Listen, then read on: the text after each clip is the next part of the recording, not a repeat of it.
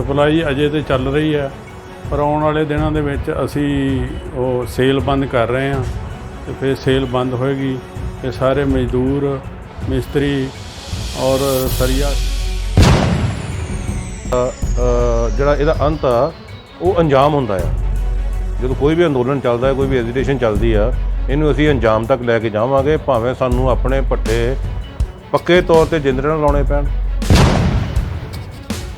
ਇੱਥੇ ਸਮੇਂ ਲਈ ਜਿਹੜੀ ਆ ਉਹ ਭੱਠਾ ਮਾਲਕਾਂ ਵੱਲੋਂ ਹੜਤਾਲ ਕੀਤੀ ਗਈ ਹੈ ਤੇ ਇਹਦੇ ਜਿਹੜੇ ਅਸਰ ਹੋਣਗੇ ਜਿਹੜੇ ਨੇ ਉਹ ਬੜੇ ਦੂਰਗਾਮੀ ਹੋਣਗੇ। ਇਹਦੇ ਨਾਲ ਜਿੰਨੀ ਭੱਠਿਆਂ ਦੇ ਉੱਪਰ ਲੇਬਰ ਕੰਮ ਕਰ ਰਹੀ ਹੈ, ਜਿਨ੍ਹਾਂ ਵਿੱਚ ਪਥੇਰ ਹੈ, ਇੱਟਾਂ ਦੀ ਸਪਲਾਈ ਬੰਦ ਕਰਾਂਗੇ, ਸਰਕਾਰ ਨੂੰ ਮਾਲੀਆ ਦੇਣਾ ਬੰਦ ਕਰਾਂਗੇ, ਉਹਨਾਂ ਨੂੰ ਟੈਕਸ ਦੇਣਾ ਬੰਦ ਕਰਾਂਗੇ, ਕਿਸੇ ਡਿਪਾਰਟਮੈਂਟ ਨੂੰ ਟੈਕਸ ਨਹੀਂ ਦੇਵਾਂਗੇ, ਬਿਲਕੁਲ ਭੱਠਿਆਂ ਨੂੰ ਤਾਲਾ ਲਾ ਕੇ ਆਰਾਮ ਨਾਲ ਘਰਾਂ 'ਚ ਬੈਠ ਜਾਵਾਂਗੇ। ਇਹਨੂੰ ਅੰਜਾਮ ਤੱਕ ਲੈ ਕੇ ਜਾਵਾਂਗੇ, ਭਾਵੇਂ ਤੁਹਾਨੂੰ ਜੋ ਕੁਝ ਵੀ ਮਰਜ਼ੀ ਕਰਨਾ ਪਵੇ। ਤੇ ਮੋਦੀ ਇਸ ਗੱਲ ਨੂੰ, ਪੰਜਾਬੀਆਂ ਦੀ ਇਸ ਆਦਤ ਨੂੰ ਭਲੀ ਪਾਣੂ ਜਾਣੂ। GST ਤੇ ਕੋਲੇ ਦੀਆਂ ਕੀਮਤਾਂ ਤੋਂ ਪਰੇਸ਼ਾਨ ਅਣਮਿੱਥੇ ਸਮੇਂ ਦੀ ਹੜਤਾਲ ਤੇ ਗਏ ਭੱਠਾ ਮਾਲਕ। ਜੇ ਨਾ ਹੋਇਆ ਹੱਲ ਤਾਂ ਇੱਟਾਂ ਦੀ ਵਿਕਰੀ ਪੁੱਜੇਗੀ 8000 ਜਾਂ ਸਪਲਾਈ ਵੀ ਹੋਵੇਗੀ ਬੰਦ। ਸੁਖਪਾਲ ਸਿੰਘ ਪੰਨੂ। ਲੰਘੇ ਦਿਨੀ ਲੁਧਿਆਣਾ ਦੇ ਮੁੱਲਾਂਪੁਰ ਦਾਖਾ ਵਿੱਚ ਭੱਠਾ ਮਾਲਕ ਐਸੋਸੀਏਸ਼ਨ ਪੰਜਾਬ ਪ੍ਰਧਾਨ ਰਮੇਸ਼ ਸੋਹੀ ਦੀ ਅਗਵਾਈ ਹੇਠ ਇੱਕ ਸੂਬਾ ਪੱਧਰੀ ਮੀਟਿੰਗ ਵਿੱਚ ਪੰਜਾਬ ਦੇ ਸਮੂਹ ਭੱਠਾ ਮਾਲਕਾਂ ਨੇ ਸ਼ਿਰਕਤ ਕੀਤੀ ਅਤੇ ਕੇਂਦਰ ਸਰਕਾਰ ਵੱਲੋਂ ਕੀਤੇ ਗਏ GST ਵਿੱਚ ਵਾਧੇ ਅਤੇ ਲਗਾਤਾਰ ਵੱਧ ਰਹੀਆਂ ਕੋਲੇ ਦੀਆਂ ਕੀਮਤਾਂ ਤੋਂ ਪਰੇਸ਼ਾਨ ਹੋ ਕੇ 1 ਜੁਲਾਈ ਤੋਂ ਅਣਮਿੱਥੇ ਸਮੇਂ ਲਈ ਇੱਟਾਂ ਦੇ ਭੱਠੇ ਬੰਦ ਕਰਨ ਦਾ ਫੈਸਲਾ ਕੀਤਾ ਗਿਆ ਹੈ, ਜਿਸ ਦਾ ਅਸਰ ਹਲਕਾ ਭਲੱਥ ਵਿੱਚ ਵੀ ਵੇਖਣ ਨੂੰ ਮਿਲ ਰਿਹਾ।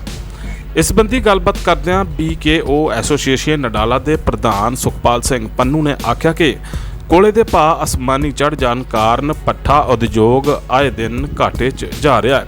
ਸਮੇਂ ਦੀ ਸਰਕਾਰ ਵੱਲੋਂ ਕੋਲੇ ਦੇ ਵਧਾਏ ਗਏ ਭਾਅ ਅਤੇ GST ਜੋ ਕਿ 5% ਤੋਂ ਵਧਾ ਕੇ 12% ਕਰ ਦਿੱਤਾ। ਉਹਨਾਂ ਆਖਿਆ ਕਿ ਬੇਮੌਸਮੀ ਬਾਰਿਸ਼ਾਂ, ਕੋਲੇ ਦੇ ਰੇਟ ਅਤੇ ਕੋਲੇ ਉਤੇ GST ਵਿੱਚ ਹੋਏ ਦੁੱਗਣੇ ਵਾਧੇ ਨੇ ਭੱਠਾ ਮਾਲਕਾਂ ਨੂੰ ਆਰਥਿਕ ਪਰੇਸ਼ਾਨੀ ਵੱਲ ਧੱਕ ਦਿੱਤਾ, ਜਦਕਿ ਮਹਿੰਗਾਈ ਕਾਰਨ ਪਹਿਲਾਂ ਹੀ ਭੱਠਾ ਮਾਲਕ ਤਰ੍ਹਾਂ ਦੀਆਂ ਆਰਥਿਕ ਪਰੇਸ਼ਾਨੀਆਂ ਦਾ ਸਾਹਮਣਾ ਕਰ ਰਹੇ ਹਨ, ਜਿਸ ਦੇ ਚੱਲਦਿਆਂ ਐਸੋਸੀਏਸ਼ਨ ਨੇ ਸੂਬਾ ਪੱਧਰੀ ਮੀਟਿੰਗ ਕਰਕੇ ਅਣਮਿੱਥੇ ਸਮੇਂ ਲਈ ਭੱਠੇ ਬੰਦ ਕਰਨ ਦਾ ਫੈਸਲਾ ਕੀਤਾ ਹੈ। ਉਹਨਾਂ ਆਖਿਆ ਕਿ ਜੇਕਰ ਜਲਦ ਹੀ ਮਸਲੇ ਦਾ ਹੱਲ ਨਾ ਹੋਇਆ ਤਾਂ ਮਜਬੂਰਨ ਇੱਟਾਂ ਦੀ ਸਪਲਾਈ ਵੀ ਬੰਦ ਕੀਤੀ ਜਾਵੇਗੀ, ਜਿਸ ਦਾ ਸਿੱਧਾ ਅਸਰ ਬਿਲਡਿੰਗ ਕੰਸਟਰਕਸ਼ਨ ਦੇ ਜੁੜੇ ਹਰ ਕੰਮ ਤੇ ਪਵੇਗਾ। ਸਰ, ਜਿਹੜਾ ਇਹ ਆਪਣੇ ਹੜਤਾਲ ਦਾ ਫੈਸਲਾ ਲਿਆ, ਕਿ ਇਸ ਦਾ ਅਸਰ ਸਪਲਾਈ ਤੇ ਵੀ ਜਿਹੜਾ ਪੈ ਰਿਹਾ? ਸਪਲਾਈ ਅਜੇ ਤਾਂ ਚੱਲ ਰਹੀ ਹੈ, ਪਰ ਆਉਣ ਵਾਲੇ ਦਿਨਾਂ ਦੇ ਵਿੱਚ ਅਸੀਂ ਉਹ ਸੇਲ ਬੰਦ ਕਰ ਰਹੇ ਹਾਂ ਤੇ ਫਿਰ ਸੇਲ ਬੰਦ ਹੋਏਗੀ ਤੇ ਸਾਰੇ ਮਜ਼ਦੂਰ ਮਿਸਤਰੀ ਔਰ ਸਰੀਆ ਸੀਮੈਂਟ ਵਾਲੇ ਸਭ ਵਿਹਲੇ ਹੋ ਜਾਣਗੇ, ਜਿਸ 'ਚ ਬਹੁਤ ਨੁਕਸਾਨ ਹੋਏਗਾ। ਇਸ ਕਰਕੇ ਅਸੀਂ ਚਾਹੁੰਦੇ ਹਾਂ ਵੀ ਜਿਹੜਾ GST ਹੈ ਉਹ 12% ਕੀਤਾ, ਉਹਦਾ ਫੈਸਲਾ ਵਾਪਸ ਲਿਆ ਜਾਵੇ ਤੇ ਸਾਡੇ ਕੰਮ ਚਲਾਏ ਜਾਣ। ਸਰਕਾਰ ਦੀਆਂ ਮਾੜੀਆਂ ਕੇਂਦਰ ਸਰਕਾਰ ਦੀਆਂ ਮਾੜੀਆਂ ਨੀਤੀਆਂ ਕਰਕੇ ਭੱਠਾ ਉਦਯੋਗ ਖਤਮ ਹੋਣ ਦੇ ਕਿਨਾਰੇ ਆ। ਕੋਲਾ ਜਿਹੜਾ ਸੀ ਉਹ 8000 ਵਾਲਾ ਉਹ 25000 ਨੂੰ ਸਾਨੂੰ ਮਿਲ ਰਿਹਾ ਹੈ। ਇਸ ਕਰਕੇ ਸਾਡਾ ਬਹੁਤ ਜ਼ਿਆਦਾ ਨੁਕਸਾਨ ਹੋ ਰਿਹਾ ਹੈ। ਅਸੀਂ ਸਰਕਾਰ ਨੂੰ ਬੇਨਤੀ ਕਰਦੇ ਹਾਂ ਕਿ ਸਾਡਾ ਨੁਕਸਾਨ ਨਾ ਹੋਇਆ ਜਾਵੇ ਤੇ ਸਾਡੇ ਜਿਹੜੇ ਗਲਤ ਫੈਸਲੇ ਲਏ ਆ ਉਹ ਵਾਪਸ ਲਏ ਜਾਣ। ਇਸ ਹੜਤਾਲ ਨਾਲ ਜਿਹੜੀ ਭੱਠੇ ਤੇ ਲੇਬਰ ਆ ਉੱਤੇ ਕੀ ਅਸਰ ਪੈ ਰਿਹਾ? ਲੇਬਰ ਮਜ਼ਦੂਰ ਜਿਹੜਾ ਸਾਡੇ 5 ਲੱਖ ਪੰਜਾਬ ਦਾ ਲੇਬਰ ਕੰਮ ਕਰਦੀ ਆ, ਉਹ ਸਾਰੇ ਵਿਹਲੇ ਹੋ ਜਾਣਗੇ, ਬੇਰੁਜ਼ਗਾਰ ਹੋ ਜਾਣਗੇ। ਤੇ ਕੀ ਮੰਗ ਕੀ ਹੈਗੀ ਆਪਣੀ? ਮੰਗ ਇਹੋ ਹੀ ਆ ਵੀ ਸਾਡੇ ਛੇਤੀ ਤੋਂ ਛੇਤੀ ਜਿਹੜਾ ਕੋਲਾ ਵਾ ਸਾਨੂੰ ਕੰਟਰੋਲ ਰੇਟ ਨਾਲ ਦਿੱਤਾ ਜਾਵੇ ਅਤੇ ਸਾਡਾ GST ਜਿਹੜਾ 12% ਕੀਤਾ ਵਾ ਉਹ ਵਾਪਸ ਲਿਆ ਜਾਵੇ, ਉਹ 5% ਕੀਤਾ ਜਾਵੇ ਜੋ ਪਹਿਲੇ ਚੱਲਦਾ ਸੀ। ਜੇ ਗੱਲ ਕਰੀਏ ਹੜਤਾਲ ਦੀ, ਅਗਰ ਸਰਕਾਰ ਜਿਹੜੀ ਤੁਹਾਡੀ ਮੰਗਾਂ ਨਹੀਂ ਮੰਨਦੀ ਹੈਗੀ ਤੇ ਮਤਲਬ ਕਿ ਤੁਸੀਂ ਅਗਲਾ ਸਟੈਪ ਤੁਹਾਡਾ ਕੀ ਹੋਏਗਾ? ਰਘੂ, ਜਿਹੜਾ ਅਗਲਾ ਸਟੈਪ ਹੈ, ਜਿਹੜਾ ਐਜੀਟੇਸ਼ਨ ਦਾ, ਅੰਦੋਲਨ ਦਾ ਜਿਹੜਾ ਇਹਦਾ ਅੰਤ ਆ ਉਹ ਅੰਜਾਮ ਹੁੰਦਾ ਆ। ਜਦੋਂ ਕੋਈ ਵੀ ਅੰਦੋਲਨ ਚੱਲਦਾ ਹੈ, ਕੋਈ ਵੀ ਐਜੀਟੇਸ਼ਨ ਚੱਲਦੀ ਆ, ਇਹਨੂੰ ਅਸੀਂ ਅੰਜਾਮ ਤੱਕ ਲੈ ਕੇ ਜਾਵਾਂਗੇ, ਭਾਵੇਂ ਸਾਨੂੰ ਆਪਣੇ ਪੱਠੇ ਪੱਕੇ ਤੌਰ ਤੇ ਜਿੰਦਰੇ ਨਾਲ ਲਾਉਣੇ ਪੈਣ। ਇੱਟਾਂ ਦੀ ਸਪਲਾਈ ਬੰਦ ਕਰਾਂਗੇ, ਸਰਕਾਰ ਨੂੰ ਮਾਲੀਆ ਦੇਣਾ ਬੰਦ ਕਰਾਂਗੇ, ਉਹਨਾਂ ਨੂੰ ਟੈਕਸ ਦੇਣਾ ਬੰਦ ਕਰਾਂਗੇ, ਕਿਸੇ ਡਿਪਾਰਟਮੈਂਟ ਨੂੰ ਟੈਕਸ ਨਹੀਂ ਦੇਵਾਂਗੇ, ਬਿਲਕੁਲ ਭੱਠਿਆਂ ਨੂੰ ਤਾਲਾ ਲਾ ਕੇ ਆਰਾਮ ਨਾਲ ਘਰਾਂ 'ਚ ਬੈਠ ਜਾਵਾਂਗੇ। ਇਹਨੂੰ ਅੰਜਾਮ ਤੱਕ ਲੈ ਕੇ ਜਾਵਾਂਗੇ, ਭਾਵੇਂ ਤੁਹਾਨੂੰ ਜੋ ਕੁਝ ਵੀ ਮਰਜ਼ੀ ਕਰਨਾ ਪਵੇ। ਤੇ ਮੋਦੀ ਇਸ ਗੱਲ ਨੂੰ, ਪੰਜਾਬੀਆਂ ਦੀ ਇਸ ਆਦਤ ਨੂੰ ਭਲੀ ਪਾਣੂ ਜਾਣੂ। ਉਹ ਹਾਂਜੀ ਸਰ, ਜਿਹੜੀ ਸੂਬੇ ਭਰ ਵਿੱਚ ਜਿਹੜੀ ਭੱਠੇ ਸੰਬੰਧੀ ਜਿਹੜੀ ਹੜਤਾਲ ਜਿਹੜੀ ਐਲਾਨ ਕਰ ਦਿੱਤਾ ਗਿਆ ਅਣਮਿੱਥੇ ਸਮੇਂ ਲਈ, ਉਹਦਾ ਆਮ ਲੋਕਾਂ 'ਤੇ ਕੀ ਅਸਰ ਪਏਗਾ ਤੇ ਹੋਰ ਕਿਸ ਚੀਜ਼ 'ਤੇ ਜਿਹੜਾ ਅਸਰ ਪੈਣ ਜਾ ਰਿਹਾ? ਇਹ ਜਿਹੜੀ ਆਲ ਇੰਡੀਆ ਲੈਵਲ ਤੇ ਭੱਠਾ ਫੈਡਰੇਸ਼ਨ ਬਣੀ ਹੋਈ ਹੈ ਜੀ, ਉਹਨਾਂ ਵੱਲੋਂ ਇਹ ਡਾਇਰੈਕਸ਼ਨਾਂ ਜਾਰੀ ਕੀਤੀਆਂ ਗਈਆਂ ਸੀ ਵੀ ਕੋਲੇ ਦਾ ਬਹੁਤ ਜ਼ਿਆਦਾ ਰੇਟ ਵਧਣ ਕਰਕੇ ਤੇ GST 5% ਤੋਂ 12% ਹੋਣ ਕਰਕੇ ਜਿਹੜੇ ਭੱਠੇ ਨੇ ਉਹਨਾਂ ਦੀ ਸਰਵਾਈਵਲ ਜਿਹੜੀ ਆ ਉਹ ਮੁਸ਼ਕਲ ਨਹੀਂ ਨਾਮੁਮਕਿਨ ਹੋਈ ਪਈ ਹੈ। ਖਰਚੇ ਇੰਨੇ ਵੱਧ ਚੁੱਕੇ ਨੇ ਤੇ ਰੇਟ ਜਿਹੜੇ ਇੱਟ ਦੇ ਨੇ ਉਹ ਐਜ਼ ਇਟ ਸਥਿਰ ਨੇ। ਭੱਠਾ ਮਾਲਕ ਜਿਹੜੇ ਨੇ ਉਹ ਇਸ ਵੇਲੇ ਇੰਨੀ ਤਰਸ ਭਰੀ ਹਾਲਤ ਵਿੱਚ ਚੱਲ ਰਹੇ ਨੇ ਵੀ ਉਹਨਾਂ ਦੀ ਜਿਹੜੀ ਸਰਵਾਈਵਲ ਹੈ ਉਹ ਮੁਸ਼ਕਲ ਹੋਈ ਪਈ ਹੈ। ਉਹਨਾਂ ਦੀਆਂ ਡਾਇਰੈਕਸ਼ਨਾਂ ਅਨੁਸਾਰ ਇਹ 1 ਜੁਲਾਈ ਨੂੰ ਪੰਜਾਬ ਦੀ ਫੈਡਰੇਸ਼ਨ ਹੈ ਭੱਠਾ ਮਾਲਕਾਂ ਦੀ, ਉਹਦੇ ਵਿੱਚ ਜ਼ਿਲ੍ਹਾ ਲੈਵਲ ਤੋਂ ਬਲਾਕ ਲੈਵਲ ਤੋਂ, ਜਿਵੇਂ ਸਾਡੇ ਬਲਾਕ ਨਡਾਲਾ ਤੋਂ, ਜ਼ਿਲ੍ਹਾ ਕਪੂਰਥਲਾ ਤੋਂ ਸਰਦਾਰ ਮਨਪ੍ਰੀਤ ਸਿੰਘ ਵਾਲੀਆ, ਸੁਖਪਾਲ ਸਿੰਘ ਪੰਨੂ ਜੀ, ਗੋਬਿੰਦਰ ਸਿੰਘ ਬੱਲ ਜੀ, ਇਹ ਵੀ ਲੁਧਿਆਣੇ ਹੋਈ ਮੀਟਿੰਗ ਵਿੱਚ ਸ਼ਾਮਲ ਹੋਏ ਸਨ। ਤੇ ਉੱਥੇ ਸਰਬਸੰਮਤੀ ਨਾਲ ਮਤਾ ਪਾਸ ਕੀਤਾ ਗਿਆ ਵੀ ਭੱਠਾ ਮਾਲਕਾਂ ਨੂੰ ਹਰ ਹਾਲਤ ਵਿੱਚ ਇਹ ਜਿਹੜੀ ਹੈ ਆਪਣੀ ਸੇਲ ਬੰਦ ਕਰਨੀ ਪਏਗੀ, ਭੱਠੇ ਬੰਦ ਕਰਨੇ ਪੈਣਗੇ। ਇਸ ਕਰਕੇ ਅਣਮਿੱਥੇ ਸਮੇਂ ਲਈ ਜਿਹੜੀ ਆ ਉਹ ਭੱਠਾ ਮਾਲਕਾਂ ਵੱਲੋਂ ਹੜਤਾਲ ਕੀਤੀ ਗਈ ਹੈ ਤੇ ਇਹਦੇ ਜਿਹੜੇ ਅਸਰ ਹੋਣਗੇ ਜਿਹੜੇ ਨੇ ਉਹ ਬੜੇ ਦੂਰਗਾਮੀ ਹੋਣਗੇ। ਇਹਦੇ ਨਾਲ ਜਿੰਨੀ ਭੱਠਿਆਂ ਦੇ ਉੱਪਰ ਲੇਬਰ ਕੰਮ ਕਰ ਰਹੀ ਹੈ, ਜਿਨ੍ਹਾਂ ਵਿੱਚ ਪਥੇਰ ਹੈ, ਜਿਨ੍ਹਾਂ ਵਿੱਚ ਡਰਾਈਵਰ ਨੇ, ਜਿਨ੍ਹਾਂ ਦੇ ਵਿੱਚ ਨਿਕਾਸੀ ਵਾਲੇ ਨੇ, ਜਿਨ੍ਹਾਂ ਵਿੱਚ ਭਰਾਈ ਵਾਲੇ ਨੇ, ਜਿਨ੍ਹਾਂ ਵਿੱਚ ਜਲਾਈ ਵਾਲੇ ਨੇ, ਭੱਠੇ ਨਾਲ ਰਿਲੇਟਡ ਇੰਨੀ ਕੁ ਲੇਬਰ ਹੈ ਵੀ ਆਮ ਸਧਾਰਨ ਬੰਦੇ ਨੂੰ ਪਤਾ ਹੀ ਨਹੀਂ ਵੀ ਇੰਨੇ ਲੋਕ ਇੱਕ ਭੱਠੇ ਤੇ ਇੱਕ ਯੂਨਿਟ ਤੇ ਕੰਮ ਕਰਦੇ ਨੇ। ਮੇਰਾ ਖਿਆਲ ਹੈ 500-700 ਆਦਮੀ ਇੱਕ ਭੱਠੇ ਦੇ ਨਾਲ ਜੁੜਿਆ ਹੋਇਆ। ਇਹਦੇ ਨਾਲ ਟਰਾਂਸਪੋਰਟ ਜੁੜੀ ਹੋਈ ਹੈ, ਜੋ ਮਿੱਟੀ ਸਪਲਾਈ ਕਰਦੇ ਨੇ ਉਹ ਜੁੜੇ ਹੋਏ ਨੇ, ਡਰਾਈਵਰ ਬਰਾਦਰੀ ਜੁੜੀ ਹੋਈ ਹੈ, ਮਿੱਟੀ ਦੇ ਵਾਲੇ ਜਿਹੜੇ ਨੇ ਉਹ ਨਾਲ ਜੁੜੇ ਹੋਏ ਨੇ। ਜਦੋਂ ਇਹ ਭੱਠੇ ਬੰਦ ਹੋਣਗੇ ਤੇ ਪੰਜਾਬ ਵਿੱਚ ਹਾਹਾਕਾਰ ਮਚ ਜੂਗੀ, ਕਿਉਂਕਿ ਜਦੋਂ ਭੱਠੇ ਬੰਦ ਹੋ ਜਾਣਗੇ ਸੇਲ ਬੰਦ ਹੋ ਜਾਏਗੀ, ਕੰਸਟਰਕਸ਼ਨ ਨਹੀਂ ਹੋਊਗੀ, ਮਿਸਤਰੀ ਵਿਹਲੇ ਹੋ ਜਾਣਗੇ, ਮਿਸਤਰੀਆਂ ਨਾਲ ਜੁੜੇ ਮਜ਼ਦੂਰ ਵਿਹਲੇ ਹੋ ਜਾਣਗੇ, ਸੀਮੈਂਟ ਦੀ ਵਰਤੋਂ ਨਹੀਂ ਹੋਊਗੀ, ਸਰੀਏ ਦੀ ਵਰਤੋਂ ਨਹੀਂ ਹੋਊਗੀ, ਉੱਥੇ ਵੀ ਇਹਦਾ ਬੈਡ ਇਫੈਕਟ ਪਏਗਾ।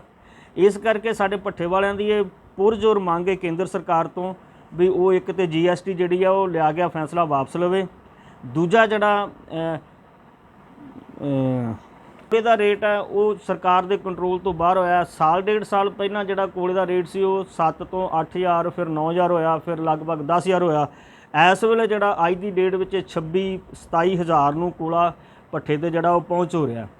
ਫਿਰ ਕੋਲੇ ਦੀ ਜਿਹੜੀ ਇੰਨੀ ਮਹਿੰਗਾਈ ਹੋਣ ਕਰਕੇ ਜਿਹੜਾ ਇੱਟ ਦੀ ਕਾਸਟ ਹੈ ਉਹ ਲਗਭਗ ਅੱਜ ਦੀ ਡੇਟ ਵਿੱਚ 6500 6600 6700 ਜਿਹੜੀ ਉਹ ਭੱਠੇ ਵਾਲਿਆਂ ਨੂੰ ਘਰ ਕਾਸਟ ਕਰਦੀ ਪਈ ਹੈ ਤੇ ਇਸੇ ਕੀ ਰੇਟ ਤੇ ਲੋਕ ਭੱਠੇ ਵਾਲੇ ਜਿਹੜੇ ਨੇ ਇੱਟ ਵੇਚ ਰਹੇ ਨੇ।